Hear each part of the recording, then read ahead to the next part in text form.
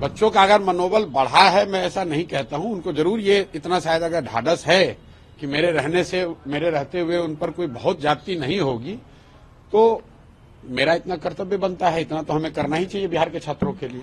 Late से जागने की बात नहीं है। मेरा इन चीजों में ऐसी मेरी कभी कोई रुचि रही नहीं है कि हम किसी आंदोलन में चले जाएं, किसी के मामले में अपना टांग अड़ाएं। पिछले 2-2.5 साल से मैं बिहार में हूं, आप लोग भी पत्रकार हैं।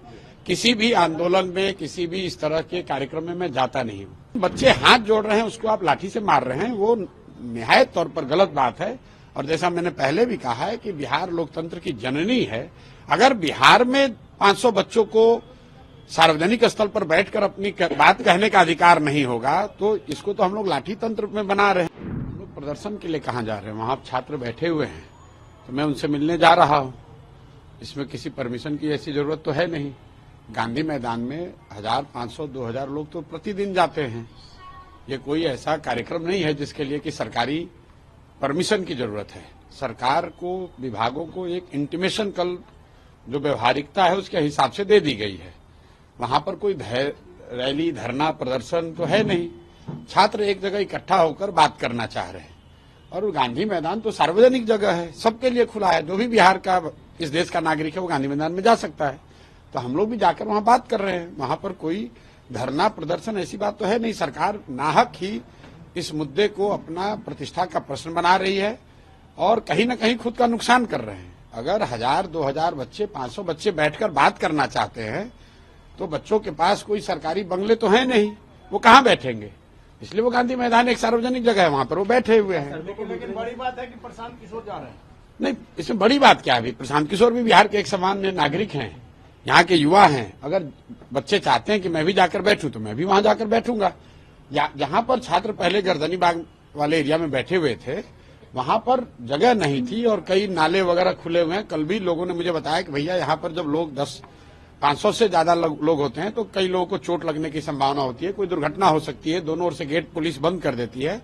तो बैठकर इतना ही तय किया गया कि किसी एक सार्वजनिक जगह पर बैठकर बात की जाए।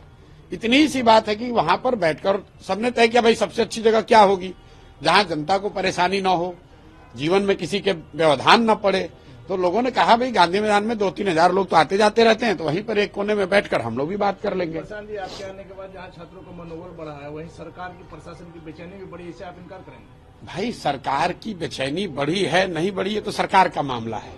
बच्चों का अगर मनोबल बढ़ा है, मैं ऐसा नहीं कहता हूं। उनको जरूर ये इतना शायद अगर ढाढ़स है कि मेरे रहते हुए उन पर कोई बहुत ज्यादती नहीं होगी, तो मेरा इतना कर्तव्य बनता है, इतना तो हमें करना ही चाहिए बिहार के छात्रों के लिए।